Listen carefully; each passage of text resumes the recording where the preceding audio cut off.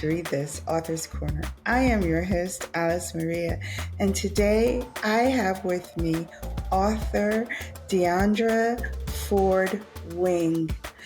And I am so excited to speak to her about her book, The Redbird. Welcome, Diandra. So welcome, Diandra. Welcome. Thank you for being here. Thank you for having me on the show.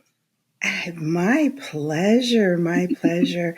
I know we got to talk briefly before, and we had such a wonderful connection. So I really have been looking forward to this conversation. Likewise. But before we get into Redbird, let's just share a little bit about yourself with the audience so they know who they're talking to. Yeah. Well, again, my name is Diandra Ford-Wing, and my book, Redbird, is out now. And a little bit about me, I am a 25-year veteran in the sales industry for technology. And I do a lot with the work that I do for my day job, but my real passion is writing and the creative arts, anything of that nature. Okay. I have a question. Okay. Creative arts is your real passion, but you're in the technology and sales I space. am. Just a quick, share a little bit with how that happened. Yeah. So when I was about 24, I started working for Dell. Okay. And I worked there for about 11 years. And that's how I got into the technology space to begin with. I started off as like a contract worker, and then Dell hired me on full time. And I was there, like I said, for 11 years. And then I went on to software as a service, or SaaS. So that really catapulted my career because I got to use what I knew about hardware and speeds and feeds of servers and all that stuff, all that technology, and apply it to software. And everybody knows that, and as far as tangible or intangible goes, software as a service is where it's at. Like, everybody really wants to be in the SaaS business because it's so lucrative and it's so easy to sell. It's not really easy to sell, but it's easy to speak to it more so than hardware, in my opinion. Oh, okay. All right. So you have a left brain career and a right brain passion. That's right. I'm there with you. That's why I had to ask the question. Of course. Good question, too. So tell me a little bit about the inspiration for Redbird. Yeah, the inspiration came from losing my aunt, Sean, in the Gambia. This was about circa 2023. And 14 months later, my mom then passed. She never got over her sister's death. And one of the things that really, really speaks to my family are signs and symbols. And we had long identified that the Redbird was something that we could relate to. For example, when my granddad passed in 2022, we were all at his funeral. My aunt Sean, my mom, all of us. My niece, who was 23 at the time, was looking out the window of my grandfather's, living room, and she was like, "Look, y'all, there's 2 redbirds out there, 2 cardinals," and Mom just said, "That's nothing but Papa just saying that he's okay. He's all right. And thank you for the wonderful, funeral that you gave me." So yeah, I then began to really, really attach significance behind the Redbird. And so when my aunt and my mom passed, I just knew that they were going to present themselves in the form of a cardinal. And that's where I got the inspiration for Redbird as it is. Wow. Yeah. I love that. I love Yeah, that me because I do too. believe that we get symbols and we get confirmation We on do. different things. So, You have to just be open to it. yes, no, Yes. very much so. Be, Mm-hmm. but what made you want to write this book? What made you want to Oh, write a memoir, you especially at a know, time where you have so much grief going on? the writing was the outlet for the grief. It was something that I leaned on during the entire process of just dealing with my mother's passing and dealing with the ramifications of that. I felt like in a lot of ways that it was just a journal entry. I just felt like I wanted to write it out and I wanted to feel the things and feel all the feelings. And that's what it ended up turning into, just this book, this little book. And I'm so thankful that I took the time to actually find what was going to make me feel better, you know?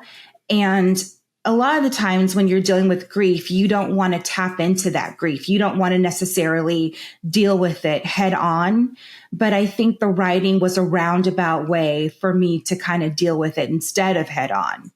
I Mhm. just, recalled memories and talked about the present, talked about, just the things that made me who I am, just with my mom and with my aunt and all of that. It just was a good way for me to kind of facilitate a deeper understanding of who I was and what it meant for me to suffer through loss. Mm. Okay, Yeah. I like that because, again, yeah, when I'm thinking of dealing with grief, it's almost like you want to close You want to, yourself into that clam shell and just yes, curl up as a, infant and just deal in that yeah, way. But because you were writing it and not necessarily writing it as a book to put it out into the world, but a, hmm, a way of dealing with your grief, yes, it manifests itself it into. did. It was completely organic and it wasn't something that I actually was thinking like, you know what? I'm going to write a book. No, it wasn't like that. It was more of like, oh, as soon as I got into it and began to get deeper into the writing process, I was like, this could be something. This could eventually be something that is beneficial to people who are reading it. And I find that the comfort for me in this whole process was that I could assign a feeling, I could assign a symbol to the ones that I've lost. Mhm. And whenever I see one, you don't see them often, but when you do, it's usually a surprise Right. and you're not expecting it. You can't be expecting it. And it is like a warm blanket being draped over your shoulders when you see whatever sign. It could be a butterfly for your family. It could Right. be a possum. I don't even know. But Mhm. for us, it just happens to be the redbird. And for me, I really, really tapped into that and I embraced it. Mhm. That's beautiful. That's beautiful. Yeah. So, I picked out a couple of chapters from the book. Ooh, do tell. So, I wanted to tap into a little bit about when the red bird appears. Mm-hmm. Talk to me from that chapter. When the redbird appears was the hardest chapter to write, um, only because I recounted what happened with my mom's death, and I I really wanted it to kind of make you like take a deep breath in, and it was such a crazy experience, just with the police and the medical examiners being at the house and all of this stuff. And I just remember I had to just breathe. I remember when me and my husband left Austin to go to my mom's hometown. It's about an hour drive. We made it in 45. I don't know how, but we were just, I mean, by the grace of God, we got there safely. And I pull up and I see my brother standing his head leaning over the car. And I just went to him and I just embraced him. And I was like, Mom's gone. And he was like, yeah, I know. And he was crying and just trying to gather himself before we went into the house. They would not allow us into the house until after everything had been assessed and she was, placed on a gurney and they rolled her out of her bedroom. They said we could not touch her. We just had to just say our goodbyes to her that way. And I really, really wanted to touch her. I don't know. I felt so compelled to, but like I said, they told us we couldn't do that. And when they wheeled her off, into the van, I just remember thinking, is this life? Is this what life is? A series of highs and lows and you get hit in the gut with the passing of someone so dear and so close. My mom was literally like, I would talk to her 5 times a day. She would act like she was just annoyed with me, but I know she loved it, girl. But I always wanted to feel connected to her. And it's weird because when I was a kid, we were close, but not as close as we were, as at my later stages of life. Like it was just so tremendous, our relationship. She was more to me. She means more to me still than anybody on this planet. And to have her taken from me, though, she went peacefully. It's still a thorn in my side. Right. It is. And it'll always be. I fear. Okay. So yeah. Then we go from that intensity. Yeah, it's intense. When the Redbird appears. Now, before I move on, have you seen the Redbird for your mom yet? I have. It happened about a month after she passed. She had gifted me these beautiful wind chimes, and she gave them to me right before Christmas, the year before she passed. So December, she gave me the wind chimes, and then 2 months later, she was gone. Mm. So I felt like maybe she knew. On some level, I think that we know when we're being called home.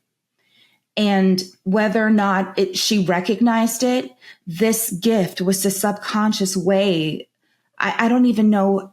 I can just only attribute it to it's just heavenly. It was heaven sent. And I go out of my front porch and I look at the wind chimes hanging, and I'm sitting there on my rocking chair and I see like a red glimpse like out of the corner of my eye. And I'm like, is that? And then I look and it was a Redbird, and it was a beautiful one. It was a big one too. And I was just like, oh my gosh. And it took my breath away. So I've seen her one time immediately after her passing. And then I've seen her subsequently, I think about 3 months after she passed. It's been a while since I've seen one, but my sister, she sent me a video of one on her porch last week.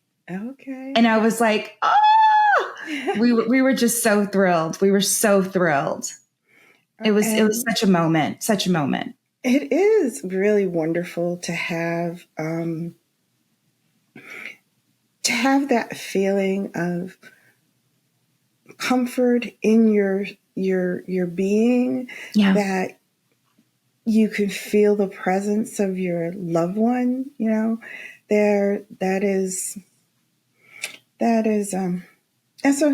an amazing feeling. It's a gift. It really is, because it is such a gift. It takes the sting, I guess. Yes. From them being gone, It's like, all right, yeah.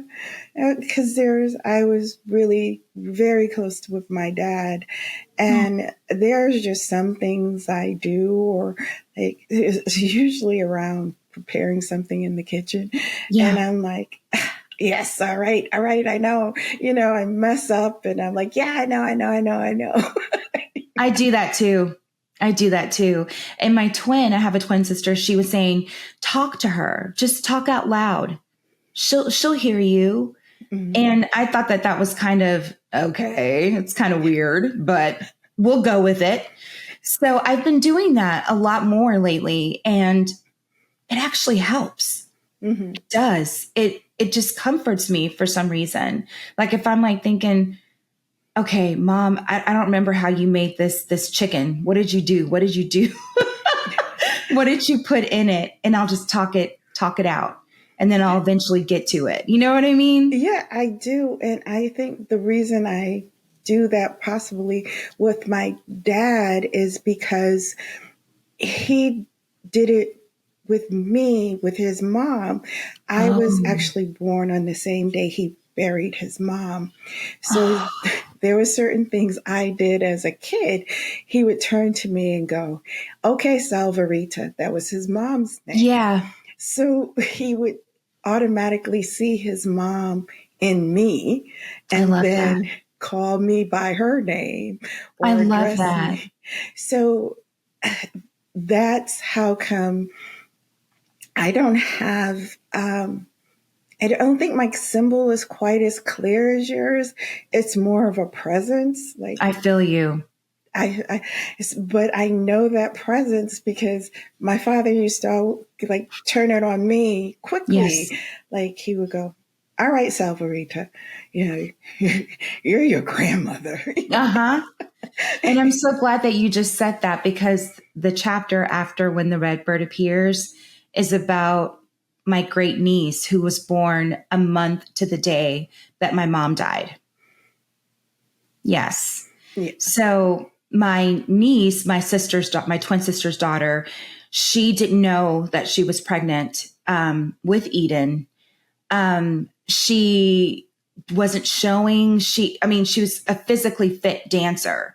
Oh, So it didn't really present itself like a normal pregnancy would. In my mind, it didn't, because when we were at the funeral, she would have been 8 months pregnant, right. and not a trace of a pregnancy in that child. But she was 25 at the time, and she just recently graduated college 2 years prior. We were really proud of her. We still are. She ended up having this baby totally healthy, totally to term. And I remember I was in Puerto Rico with my husband because we were trying to get away. I quit my job. I was like, let's just go somewhere. I need to just refocus and I need to figure out what I'm going to do next. So we were in Puerto Rico at the Bacardi factory of all places when I get the phone call from my twin, and she's like, guess where I am? And I'm like, where, girl? And she was like, I'm at the hospital with your niece and she's having a baby. Excuse me? Is what my response was. I was like, come again? Like, what are you talking about? You know what I mean? And I just And saw her. I just saw her. Like, what are you talking about? It was so jarring. But I remember I get home from Puerto Rico. I immediately go to my mom's house where my sister had taken up residence. We didn't want to sell it. Mhm. We just kept the house in the family. And so she was, occupying it. And we went there and I saw this little angel, this little baby. Oh my gosh. And the thing that took me out was that my niece, Jaden, she named the baby Eden and then gave her my mom's middle name of Kay. And I thought that was so special, not just special, but poignant. Yes. You know what I mean? It was just something that, it just tugged at my heartstrings. I was like, little girl, don't do that. I was like, don't make me cry, because that little baby is my mom. Yeah. And I know that. I know it is. Her mannerisms, the way that she's always fiddling with her hands like my mom did. And I really believe in reincarnation a lot more since all of the events have unfolded. Mhm. It's a blessing. This Yeah. baby is a blessing.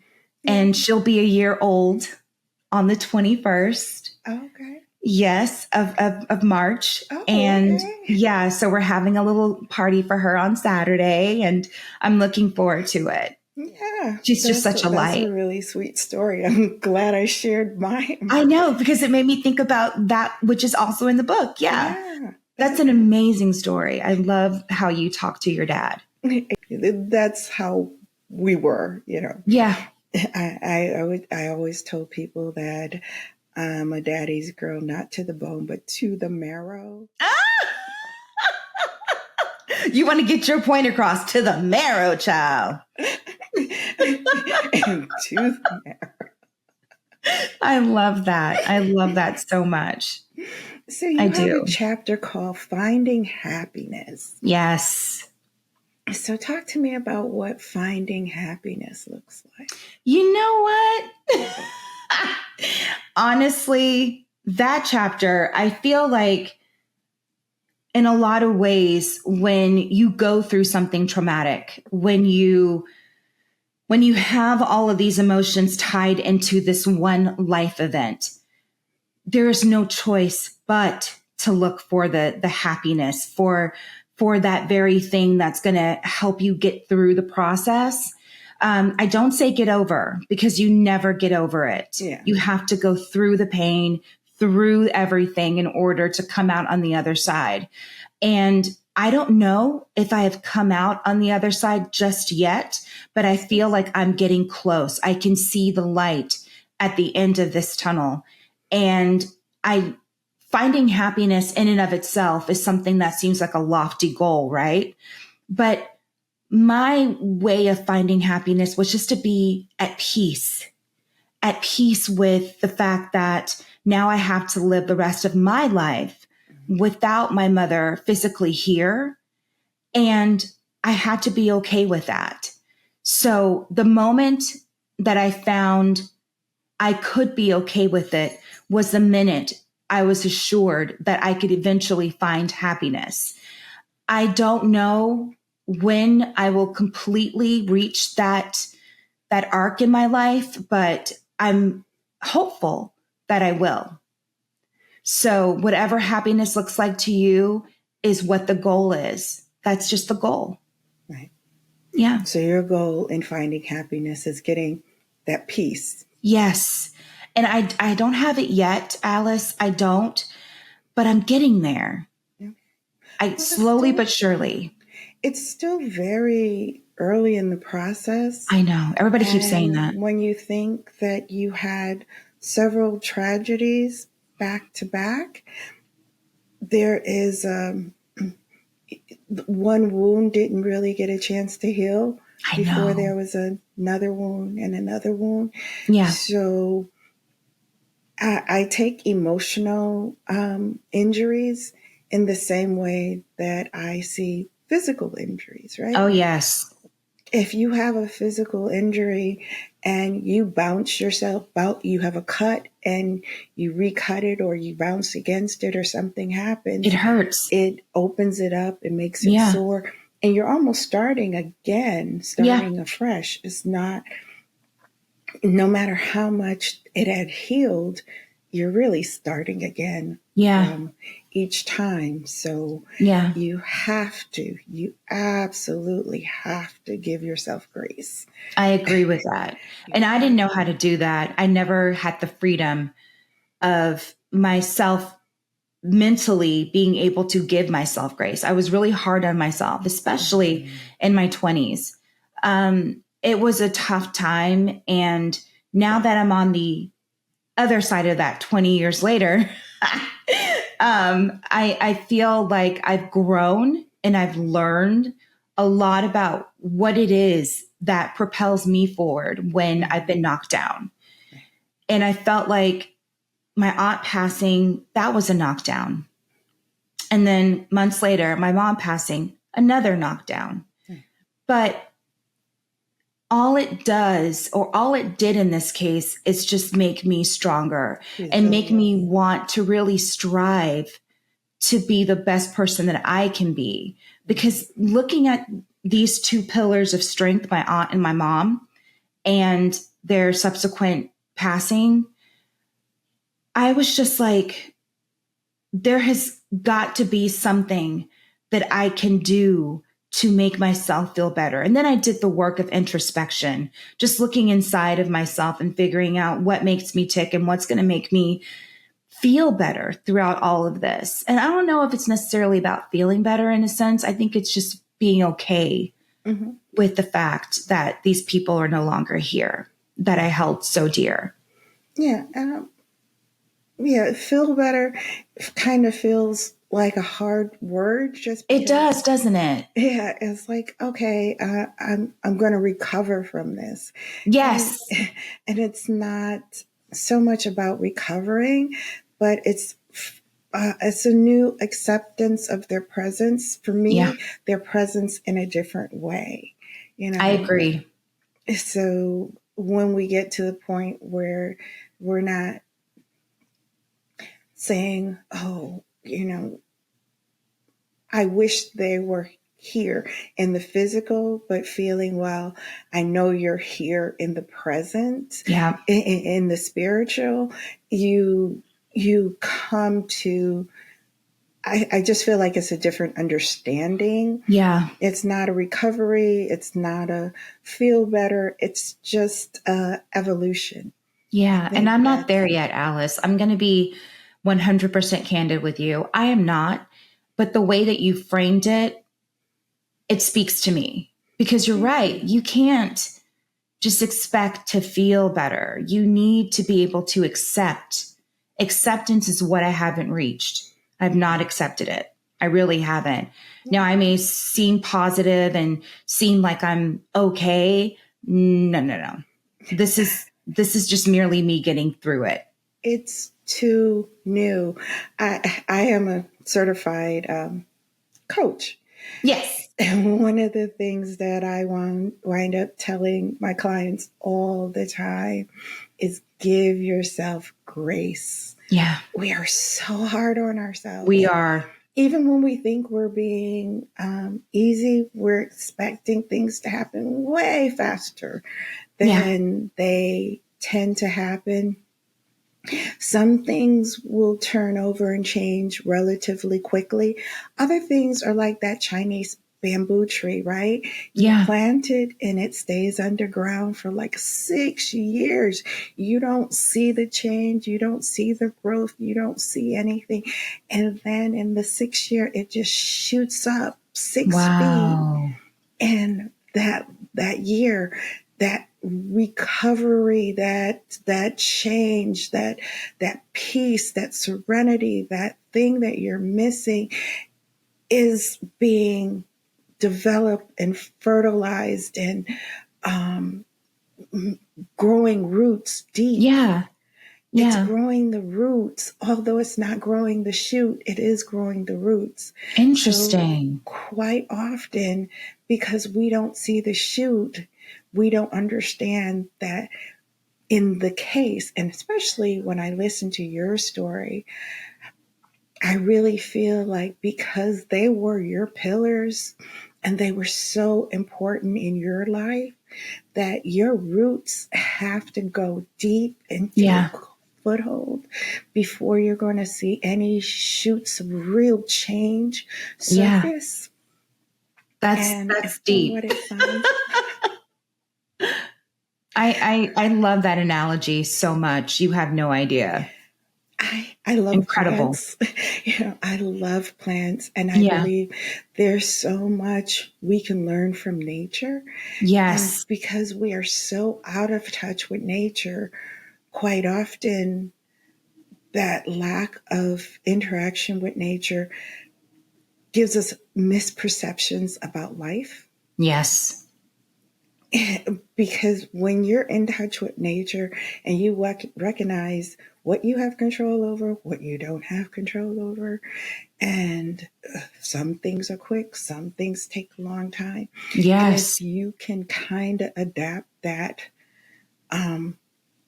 modality to your life, you are far less anxious, far less pushing and trying to force something. Yeah. Like I see people try to force things, and I'm like, what you're trying to force is like trying to force rain.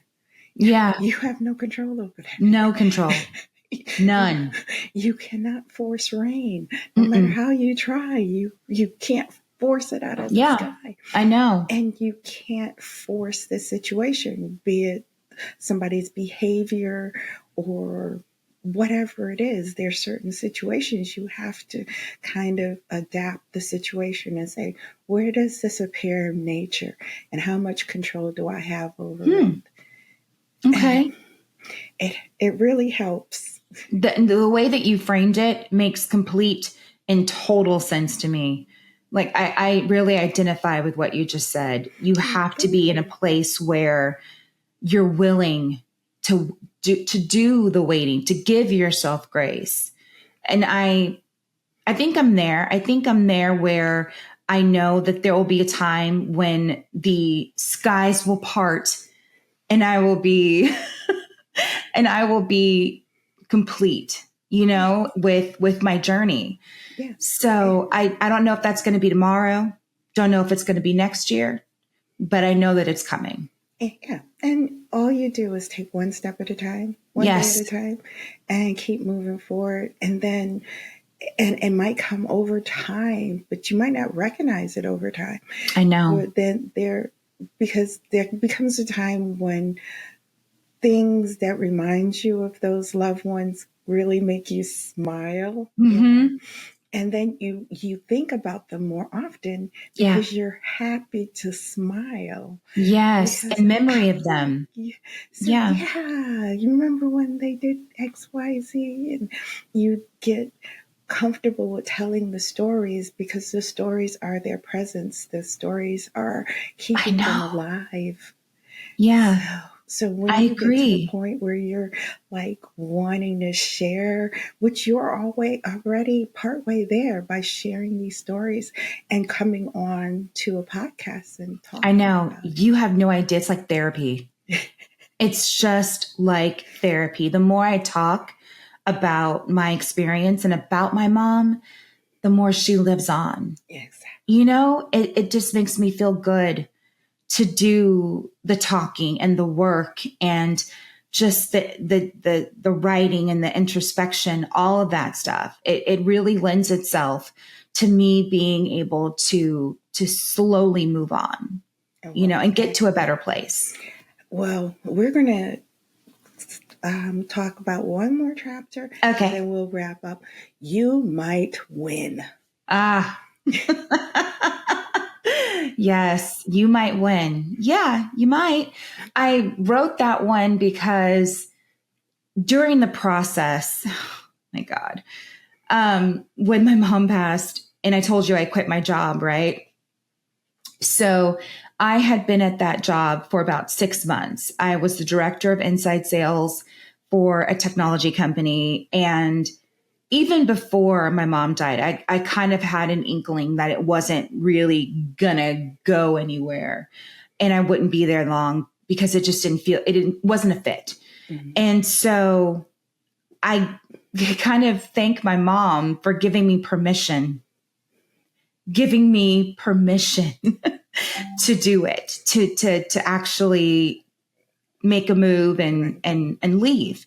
Now, mind you, that led to me being unemployed for 9 months. This economy is no joke, but I ended up landing a new role in January. So January 2nd, I started as director of sales and customer success for another technology company. So I'm there. I'm loving it. Completely remote first company.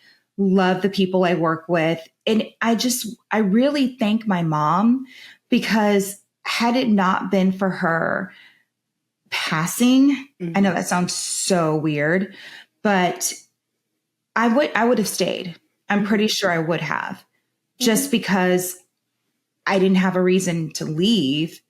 But when they tell you in corporate America that you get 5 days of bereavement for your mother that died unexpectedly, I was like, not today, Satan. I am going to grieve for as long as I need to grieve. And if they won't allow that, then I will leave. But it wasn't about like the bereavement process in corporate America. It was more about me not being a fit for that role. Right. But that was just the straw that broke the camel's back. That just let me know that I needed to go. Right. So I did that.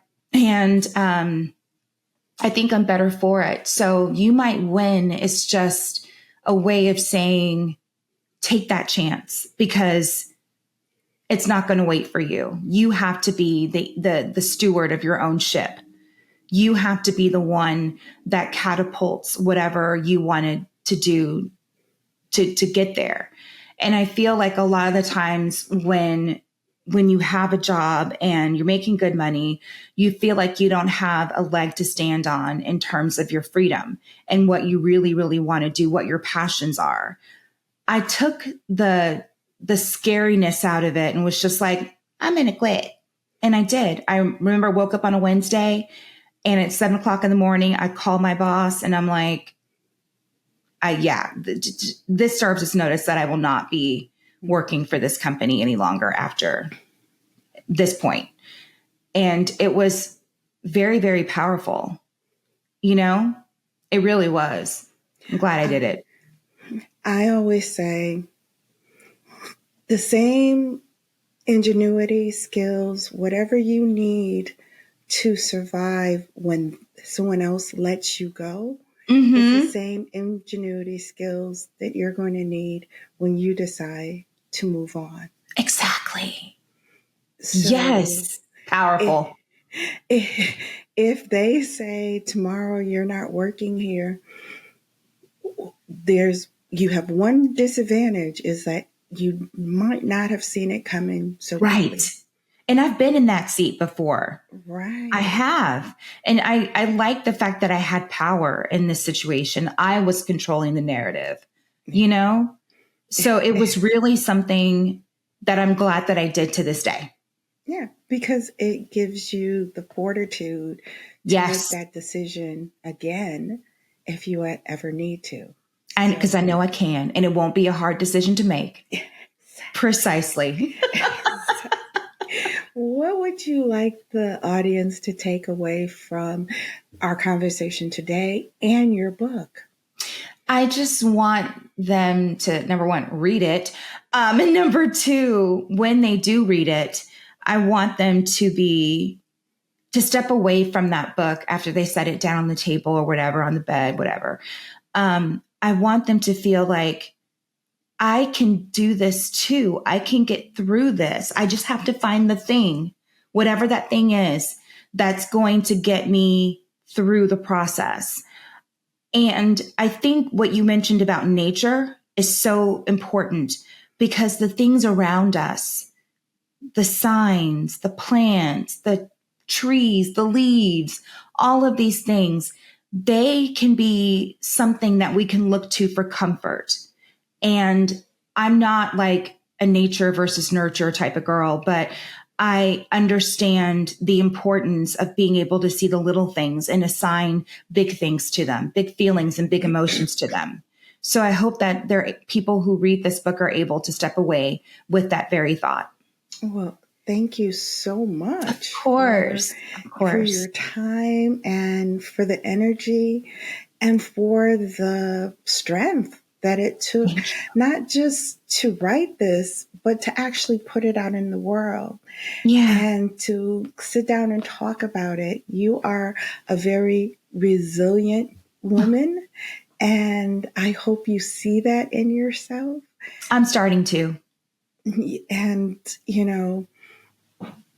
this is just the beginning of how what you experience is meant to help others. Yes, ma'am.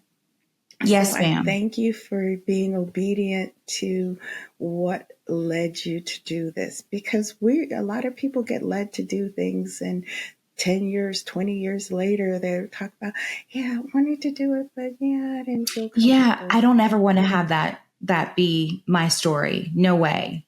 No way. So I love that you said that. Thank you. Thank you for having me on the show. Thank you so much for your time. And I look forward to us doing other things. And yes. I believe I'm going to put it out in the atmosphere because we talked about doing a book club.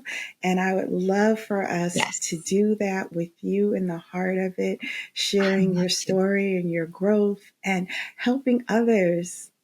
Yes, ma'am. So very much for your time. Thank you, Alice. You are such a sweetheart. Thank you very, very much.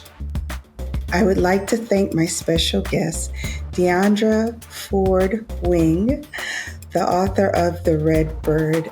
It was wonderful having you on Read This.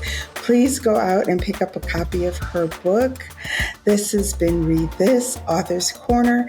I am your host, Alice Maria. Keep reading, keep growing, and stay empowered.